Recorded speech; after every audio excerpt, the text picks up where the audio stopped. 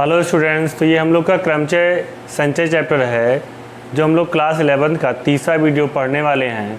इसमें हम लोग क्रमचय के बारे में जानेंगे। इसके पहले हम लोग फैक्टराइजेशन के बारे में और क्रमचय संचय के बेसिक जो रूल्स हैं उनके बारे में पढ़ चुके हैं। अगर आप लोगों ने इसके पहले वीडियोस नहीं देखे हैं तो पहले जाके उनको देख लीजिए, तब आप इनको देखिए, ठीक है। तो आज हम लोग पढ़ेंगे क्रमचय के बारे में कि क्या होता है क्रमचय। जैसे कहा गया, क्रमचय एक निश्चित क्रम में बना विन्यास होता है जिसको दी हुई वस्तुओं में से एक समय में कुछ या सभी को लेकर हमें कोई क्रम बनाना होता है, ठीक है। तो जैसे हम लोग यहाँ एग्जांपल के लिए ले लेते हैं, जैसे मान लो अपने पास 5 अक्षर है A B C D E। यहाँ पर अपने पास 5 अक्षर है, इनमें से हम 3 को लेकर एक हमें क्रमचय बनाना है या कोई शब्द बनाना है, तो कितने तरीके से बना सकते हैं ये हमें बताना है। और ये भी ध्यान रखना है इसमें कि हम जो है किसी भी अक्षर की पुनरावृत्ति नहीं करेंगे। तो अगर हम 3 अक्षर का शब्द बनाना चाहते हैं तो हमारे पास इन अक्षरों को रखने के लिए कितने प्लेस हैं? 3 प्लेस हैं, ठीक है। कि हम यहाँ एक अक्षर रख सकते हैं, यहाँ पर और यहाँ पर। तो 5 अक्षर हैं, इनमें से कोई भी हमें 3 लेना है। ऐसा नहीं कि हमने 3 के नीचे अंडरलाइन कर दिया है तो सिर्फ 3 ही यही ले सकते हैं। इन 5 में से कोई भी 3 ले सकते हैं। तो अगर 5 में से कोई भी 3 ले सकते हैं तो यहाँ पर हम लोग कितने शब्द रख सकते हैं? 5 में से कोई भी रख सकते हैं, A भी रख सकते हैं, B भी, C D E कोई भी रख सकते हैं, ठीक है। तो यहाँ हम लोग 5 रख सकते हैं। अब 5 रखने के बाद अपने पास कितने बचे हुए हैं? सिर्फ 4 अक्षर बचे हुए हैं। तो यहाँ 4 रख सकते हैं और अब यहाँ पर 3 अक्षर को रख सकते हैं। तो अगर देखा जाए तो जो शब्दों की संख्या हो जाएगी वो कितना हो जाएगी? 4 पंचे 20 और 20 3 60, मतलब 60 शब्द जो है बना सकते हैं। अब इसी को हम लोग क्रमचय के रूप में दर्शाएं तो देखो कैसे बना सकते हैं। पीछे की वीडियो में आप लोगों को बताया गया है कि फैक्टराइजेशन क्या होता है। तो फैक्टराइजेशन की हेल्प से हम लोग फार्मूला बनाएंगे यहाँ पे क्रमचय का। तो देखो ये लिखा है 5 × 4 × 3। अब इसमें क्या करते हैं, ऊपर नीचे हम लोग 2 और 1 से गुणा करा देते हैं, ठीक है। 2 × 1 से गुणा करा देते हैं। अब इस चीज़ को हमने बताया है कि अगर 5 4 3 2 1 दिया गया है तो इसको लिखा जा सकता है फैक्टोरियल 5, ठीक है। और इसको लिखा जा सकता है फैक्टोरियल 2 लिख सकते हैं, ठीक है। अब इसी चीज़ को हम लोग फैक्टोरियल 5 और यहाँ लिख सकते हैं 5 - 3। अब इससे हमें ये पता चलता है कि 5 अपने पास टोटल जो अक्षर दिए गए हैं वो 5 टोटल थे, उनमें से हमने कितने को एक साथ लिया है? 3 को लिया गया है, ठीक है। तो अपने पास टोटल कितने थे? 5, उसमें से हमने कितना लिया है?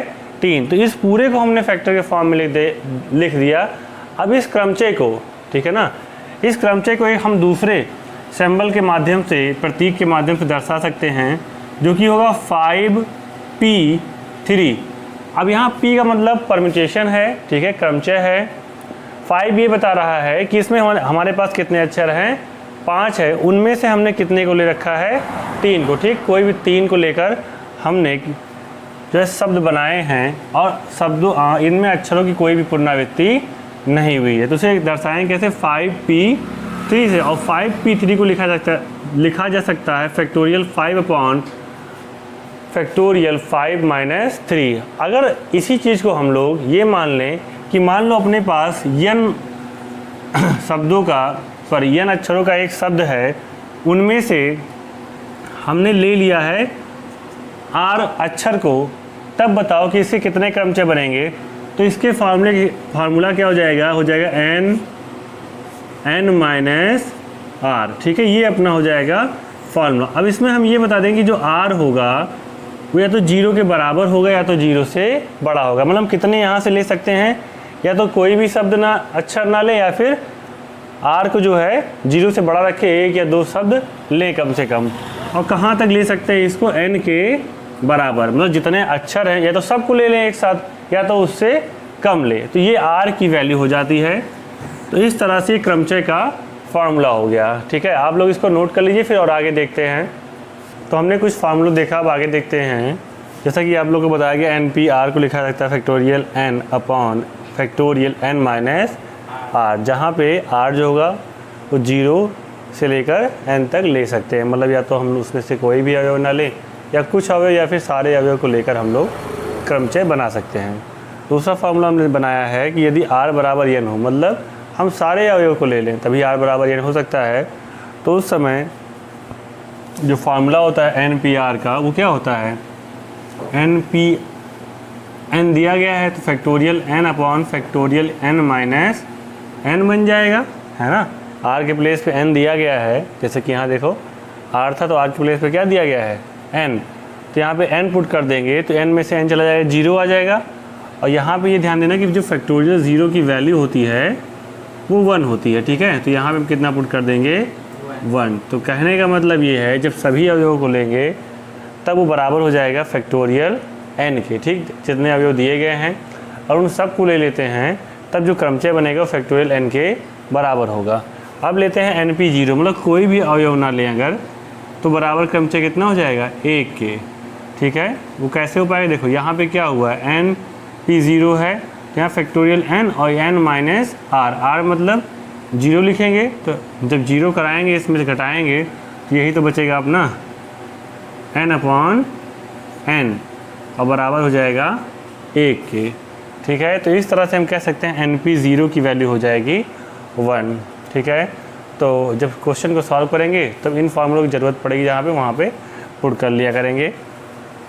अब देखते हैं अगली पर में कहा गया है n विभिन्न वस्तुओं में से एक समय में अगर हम r वस्तुओं को लेकर बने क्रमचयों की संख्या जबकि वस्तुओं की पुनरावृत्ति की अनुमति हो, मतलब उनकी पुनरावृत्ति कर सकते हो, तब उसके लिए फार्मूला हो जाएगा n की पावर r। जैसे हम ये बोल दें कि अपने पास मान लो कोई 5 वस्तुएं हैं, ठीक है, कोई 5 अक्षर हैं, जिसे यहाँ बताया गया है कि n विभिन्न वस्तुओं में से एक समय में हम लोग r को उठा लेते हैं, ठीक है, और उसमें हम लोग पुनरावृत्ति उसकी कर सकते हैं। यहाँ देखो कहा गया है पुनरावृत्ति की अनुमति है। जैसे हमने पहला एग्जाम्पल लिया था A B C D E, यहाँ पे हमने 5 अक्षर लिए, तो अब यहाँ जो एग्जाम्पल लिया था उसको मैंने समझाया उदाहरण में, वहाँ पे हमने बताया था पुनरावृत्ति नहीं कर सकते हैं, ठीक है। ये हम बता रहे हैं जब पुनरावृत्ति कर सकते होंगे तब क्या होगा। अगर पुनरावृत्ति कर सकते हैं, मान लो 3 अक्षर का ही हमें एक शब्द बनाना है ना, 3 अक्षर का ही एक शब्द बनाना है, इन 5 में से हमें 3 को ही उठा लेना है अक्षर, ठीक है ना। तो अगर हम एक बार में यहाँ पे 5 लिख दिए कि 5 में से हम कोई भी एक अक्षर प्रयोग कर सकते हैं। अब अपने पास कितने अक्षर बचे हुए हैं, 5 में से कोई एक अक्षर रख दिए तो अभी भी अपने पास 5 अक्षर ही बचे हुए हैं। हम 5 ही अक्षर दूसरे पर भी रख सकते हैं। क्यों? क्योंकि यहाँ पर पुनरावृत्ति हम लोग कर सकते हैं। पुनरावृत्ति करने का मतलब ये है कि जो अक्षर हमने एक बार रख दिया है उसको दोबारा भी रख सकते हैं, ठीक है। तो यहाँ पर भी आ जाएगा 5 और तीसरे पर भी आ जाएगा 5, क्योंकि हम वहाँ पर भी जो अक्षर एक बार रख दिए हैं उनको भी रख सकते हैं। तो इस तरीके से देखा जाए तो 5 की पावर 3 हो गया। तो इससे ये पता चलता है कि हमारे पास n विभिन्न वस्तुएं हैं और उनमें से हमने कितना लिया था 3, तो क्रमचयों की संख्या कितनी हो जाएगी 5 की पावर 3 हो जाएगी, ठीक है। तो ये फार्मूला लगा के यहाँ पे 125 हो गया। अगर यही कहता पुनरावृत्ति की अनुमति नहीं है तो हम लोग यहाँ अगर एक बार 5 में से एक कोई रख देते तो अपने पास कितने अक्षर बचते 4, तो यहाँ हम 4 लिखते और फिर 3 और तब कितना आता 60। तो कहने का मतलब ये है कि अगर पुनरावृत्ति की अनुमति होगी तो 125 शब्द हम लोग बना सकते हैं इन अक्षरों को लेकर, और नहीं तो सिर्फ 60 ही बना पाएंगे। आए समझ में इतना? तो नोट कर लो इसको। अब अगला देखते हैं, कहा गया क्रमचय जब सभी वस्तुएं भिन्न भिन्न नहीं हैं।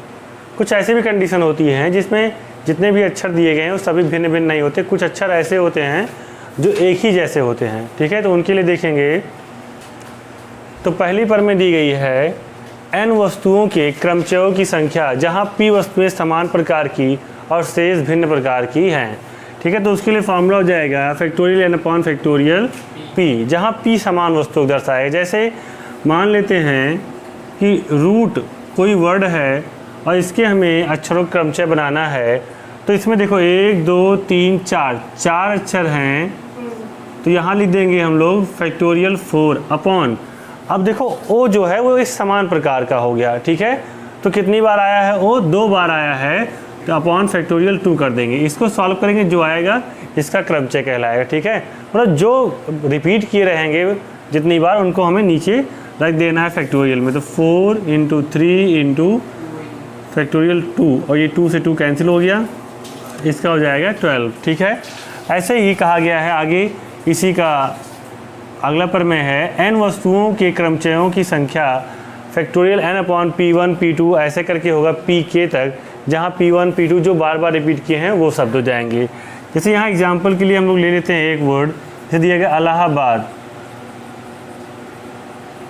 अब इलाहाबाद वर्ड में देखो टोटल कितने अक्षर हैं, 1 2 3 4 5 6 7 8 9, इनका क्रमचय बनाना है तो लिखें फैक्टोरियल 9। अब जो कौन कौन से अक्षर समान प्रकार के हैं, तो देखो L या A, देखो पहले 1 2 3 4 बार आया तो फैक्टोरियल 4, और L कितनी बार आया है, 2 बार, तो यहाँ फैक्टोरियल 2। तो जो समान प्रकार के हैं उनको हमें नीचे फैक्टोरियल में रख देना होता है, और इसको सॉल्व कर लेंगे, अपना आंसर आ जाएगा, मतलब क्रमचय बन जाएगा। तो ये रूल्स हो गया। अब हम लोग देखते हैं उदाहरण को, इसको आप लोग नोट कर लीजिए अपने नोट्स में। 10 नंबर एग्जाम्पल देखते हैं। कहा गया 1 से 9 तक के अंकों का प्रयोग करके कितनी 4 अंकीय संख्याएं बनाई जा सकती हैं यदि अंकों की पुनरावृत्ति की अनुमति नहीं है, ठीक है। 1 से 9 तक की अंकों का प्रयोग करना है हमें। तो अगर देखा जाए तो 1 से 9 तक के अंकों को जब हम लोग लेंगे तो कितने अंक मिलेंगे हमें, 9 मिल जाएंगे। 1 2 3 4 5 6 7 8 और 9 अंक मिलेंगे। इन 9 में से हमें कोई भी 4 अंक लेकर संख्या बनानी है, और ये भी कहा गया है कि अंकों की पुनरावृत्ति नहीं होगी। तो जो अपना अभिष्ट क्रमचय निकल के आएगा, अभिष्ट क्रमचय निकल के आएगा संख्याओं के लिए, वो होगा 9p4, क्योंकि हमें यहाँ पे बताया गया है कि हमें 1 से 9 में से कितनी संख्याएं लेनी है, 4 संख्याएं, ठीक है। तो अपने पास कुल संख्याएं कितनी हो गई, 9, उनमें से लेना कितना है, 4 संख्याएं हैं। तो इसके लिए फार्मूला बताया गया आप लोग को कि np r इक्वल टू होता है factorial n upon factorial n minus r। तो वही फार्मूला यहाँ पे लगाएंगे, फैक्टोरियल 9 अपॉन 9 माइनस 4। तो यहाँ पे क्या मिलेगा, फैक्टोरियल 9 मिल जाएगा, और यहाँ मिल जाएगा फैक्टोरियल 5, ठीक है। इसको सॉल्व करेंगे तो 9 8 7 6 × 5 अपॉन फैक्टोरियल 5। तो 5 से 5 कैंसिल हो जाएगा, आएगा अपने पास 9 × 8 × 7 × 6। इसको मल्टीपल करा लेते हैं, 9 8 72 और 7 6 42, इन दोनों गुणा करा लेंगे, ठीक है।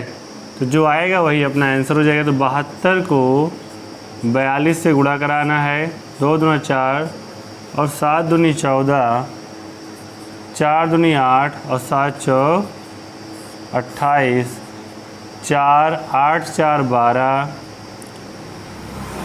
और 8 2 10 के 0 हासिल 1 3। तो 30 और 24, 30 24 हो जाएगा अपना उत्तर, ठीक है। अगर हम लोग बेसिक रूल से देखें कि क्या आएगा आंसर, तब भी हमें यही उत्तर प्राप्त हो। जैसे कहा गया है कि 1 से 9 तक के अंकों का प्रयोग करके 4 अंकीय संख्या बनानी है। देखा जाए अपने पास स्थान कितने हैं रखने के लिए, 4 है, ठीक है। 4 स्थान है अंकों को रखने के लिए।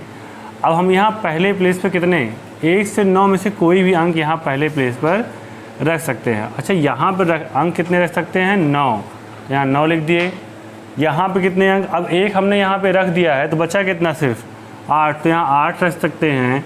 अब उसके बाद बचा है 7, तो 7 गुणे 6, इन सबको गुणा करा लेंगे, 9 8 7 6 को, तब भी हमें वही आंसर मिल जाएगा, ठीक है। तो ये भी वही तरीका है जो यहाँ पे बताया गया है, नोट कर लीजिए इसको। अगला एग्जाम्पल देखते हैं, ठीक। 11 नंबर एग्जाम्पल देखते हैं। ये काफ़ी अच्छा एग्जाम्पल है। बोला गया है कि 100 से 1000 के बीच स्थित कितनी संख्याएं हैं जिन्हें अंक 0 1 2 3 4 5 से बनाया जा सकता है यदि अंकों की पुनरावृत्ति की अनुमति नहीं है। अगर देखा जाए तो जो संख्याएं 100 से 1000 के बीच में आती हैं तो वो कितने अंक की होती हैं, ठीक है ना।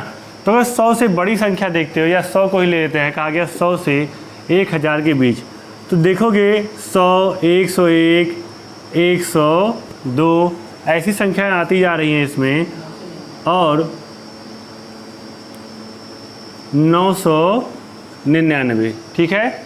तो सभी संख्याएं कितने अंक की हैं? 3 अंक की हैं, है ना। तो हम ये कह सकते हैं कि 100 से 1000 के बीच जितनी भी संख्याएं आएंगी वो सभी 3 अंकीय संख्याएं होंगी। तो 3 अंकीय संख्या बनाने का जो क्रमचय होगा वो होता है, कितने अंक हैं अपने पास? 1 2 3 4 5 6, 6p3, ठीक है।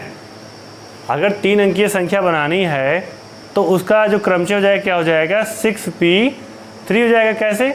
6 संख्याएं हैं, उनमें से हमें कितना लेना है? एक बार में सिर्फ 3 संख्या लेनी है, तो इसका क्रमचय क्या हो जाएगा? 6p3 हो जाएगा। लेकिन इसके अंदर हमारा जो 0 है वो भी आ जाएगा, तो कुछ ऐसी संख्याएं बन जाएंगी जो अगर देखा जाए इस क्रमचय के हिसाब से 3 अंकीय हैं, लेकिन वास्तव में होंगी वो 2 अंकीय संख्याएं। जैसे अगर आ गया कोई 3 अंकीय संख्या 092, कहने का मतलब ये इकाई का अंक है, दहाई, सैकड़े। अगर 0 जो है इकाई के अंक पे आए या दहाई के अंक पे आता है तब तो वो एक 3 अंकीय संख्या मानी जाएगी। लेकिन अगर सैकड़े के स्थान पर आ जा रहा है, ठीक है ना, तब वो एक 2 अंकीय संख्या होगी। वास्तव में अगर देखा जाए तो ये 092 क्या है? 92 है, ठीक है ना, ये एक 2 अंकीय संख्या है। तो ऐसी जितनी भी संख्याएं बनेंगी जिनमें 0 जो है सैकड़े के स्थान पर आएगा, उनको इनमें से घटाना पड़ेगा, क्योंकि इसमें ये सभी संख्याएं प्लस ये संख्याएं जो भी होंगी वो सब आई हुई हैं, ठीक है। तो उन संख्याओं को हमें हटाना होगा जिनमें ये 0 आगे आया होगा। कैसे पता करेंगे? जिनमें 0 आगे आया होगा वो सही में देखा जाए तो 2 अंकीय संख्या होगी, तो हमें 2 अंकीय संख्याओं को इसमें से घटाना होगा। तो यहाँ लिखेंगे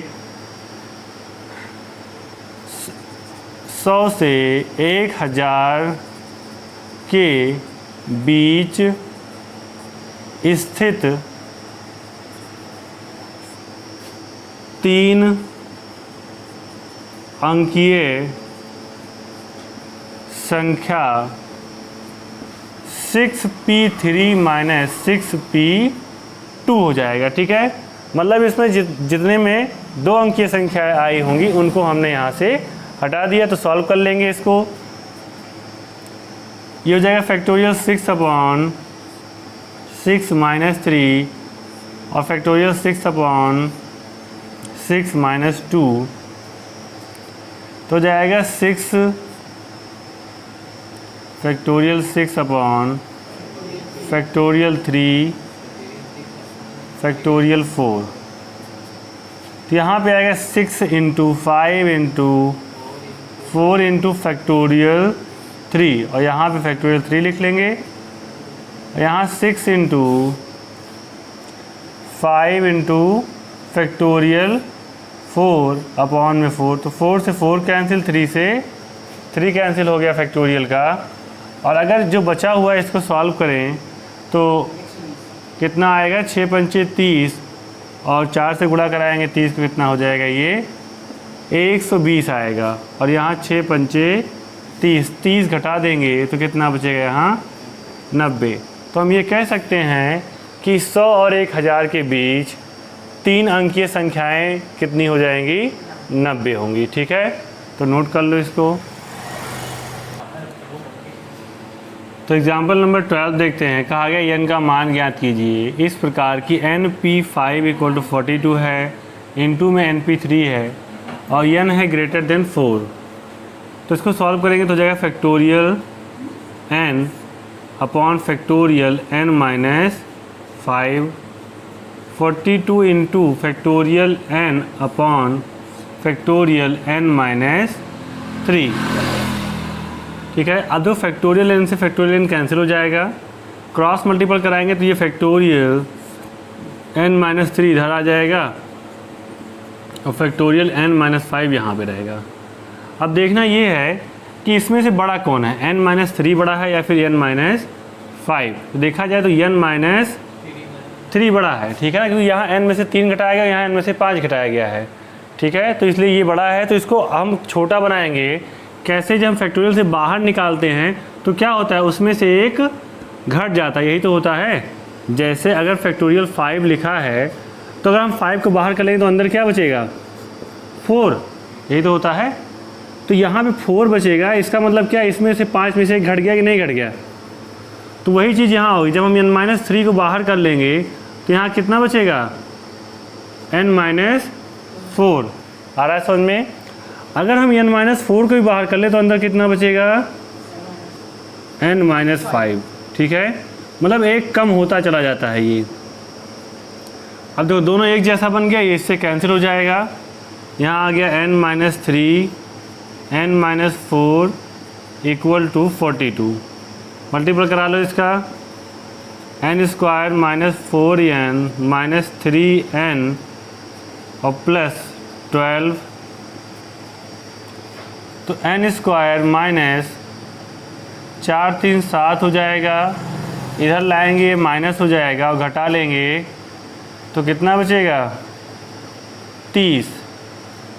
अब इसका फैक्टर बनाना है कि गुणा कराने पर 30 आए और जोड़ने कराने पर 7 आ जाए। हाँ, तो 10 माइनस 3 कराएंगे जब, तो 10 3 30 हो जाएगा और जब घटाएंगे तो 7 आ जाएगा।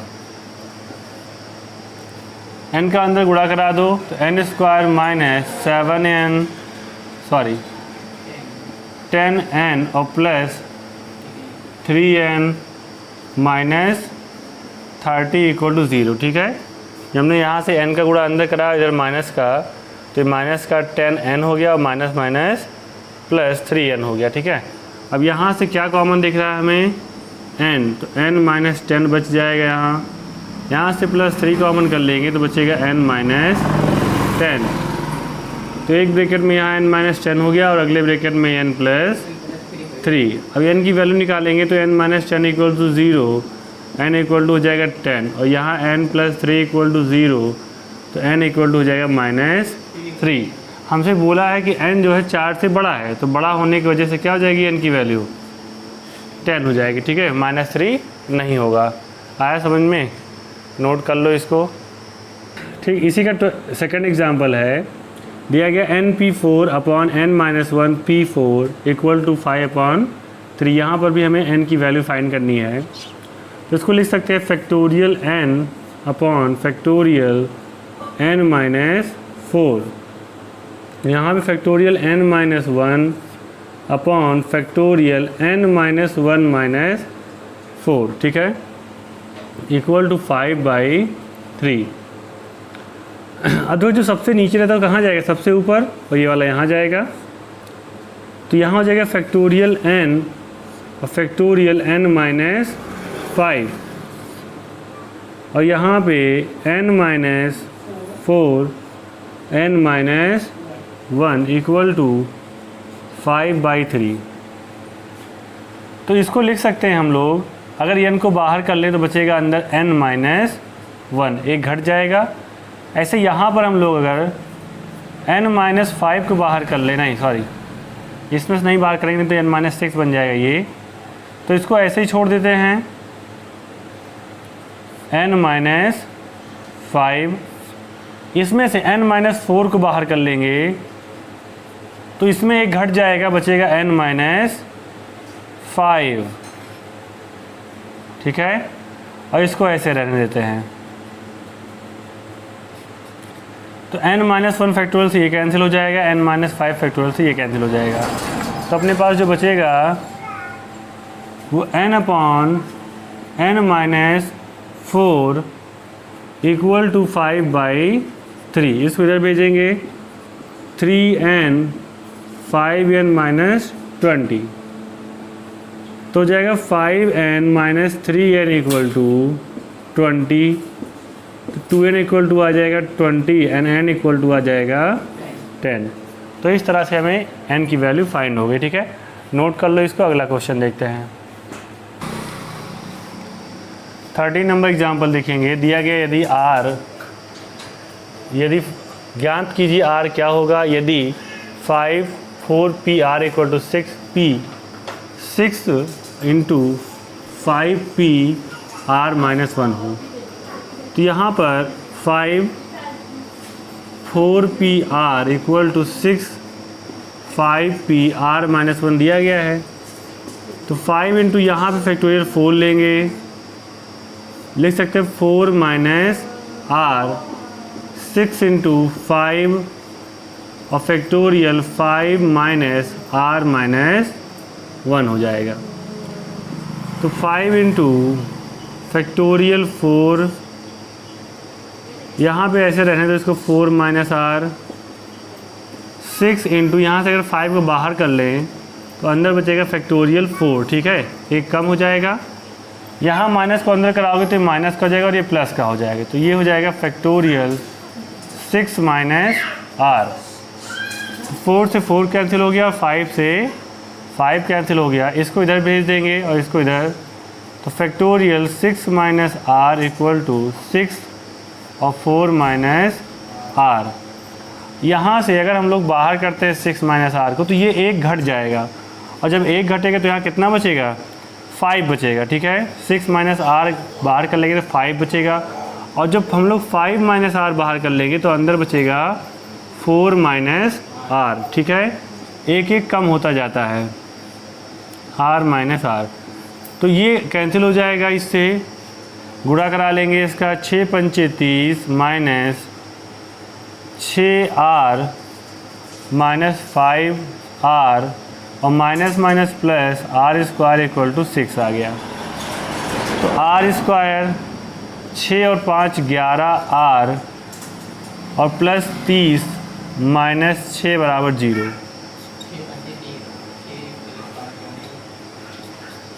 6 इसमें से घट जाएगा, बचेगा 24, ठीक है। इसका फैक्टर बनाना है ना, कि गुणा कराने पर 24 आए और जोड़ने घटाने पर 11 आ जाए।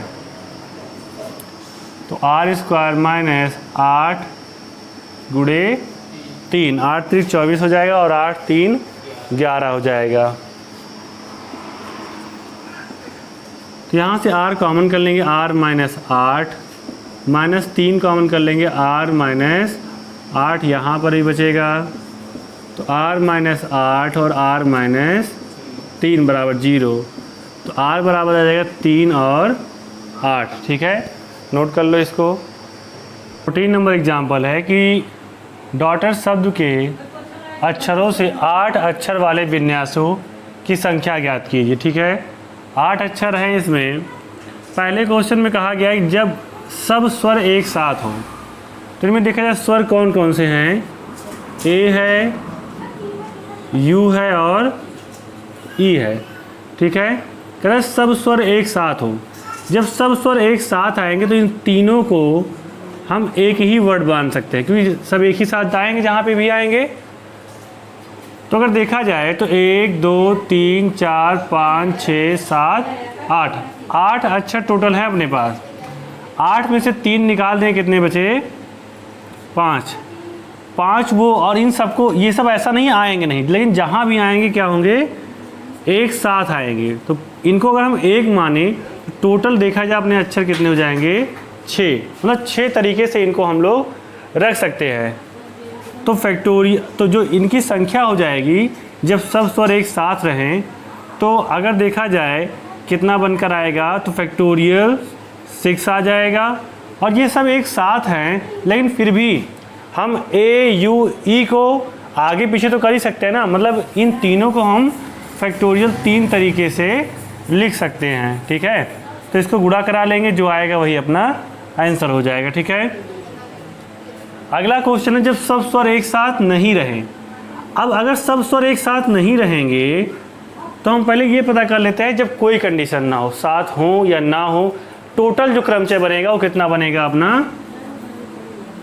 जो क्रमचय बनेगा वो फैक्टोरियल 8 बनेगा, ठीक है। इसमें वो सभी शब्द आ गए हैं। जब स्वर एक साथ होगा तो वो भी आया हुआ है, जब स्वर एक साथ नहीं होगा वो भी आए हुए हैं, ठीक है। तो इनमें से हम हटा देते हैं उनको जब सारे स्वर एक साथ आए हों। जब सारे स्वर एक साथ आए हैं तब जो क्रमचय होगा 6 गुणे 3 का होगा। ये हम पीछे भी निकाल चुके हैं फर्स्ट क्वेश्चन में, ठीक है। यही तो है, जब सब स्वर एक साथ आए हों। फैक्टोरियल 8 क्या बता रहा है?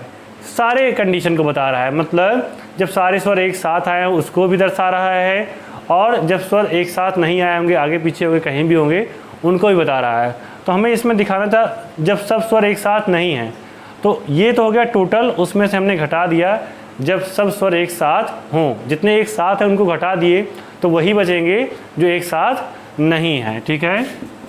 तो इसको लिख सकते हैं 8 × 7 × फैक्टोरियल 6 माइनस फैक्टोरियल 6 × फैक्टोरियल 3। यहाँ से हम लोग फैक्टोरियल 6 को कॉमन कर लेंगे तो बचेगा 8 × 7 माइनस फैक्टोरियल 3।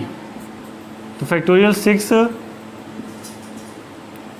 8 × 56 माइनस 3 दूनी 6, ठीक। इसको गुणा करा लो, 6 5 4 3 2 और यहाँ पर बचेगा अपने पास 50, ठीक है। इनको गुणा करा लेंगे तो आंसर आ जाएगा, ठीक है। नोट कर लीजिए।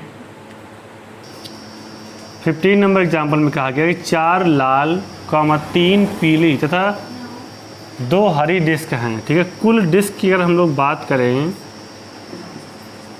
डिस्क तो कितनी हो जाएंगी? 4 + 3 + 2 कितना हो गया? 9 डिस्क हैं।